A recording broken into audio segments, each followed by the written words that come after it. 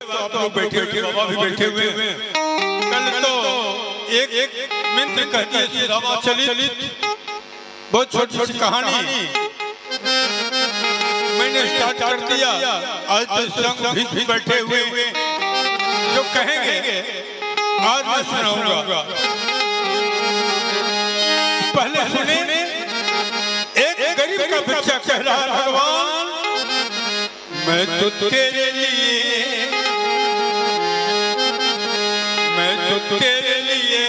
तन को लुटाते रहे। मैं तो तेरे लिए तन को लुटाते रहे गुण को गाते रहे। कुछ बता दे कुछ बता दे ठिकाना अपना सही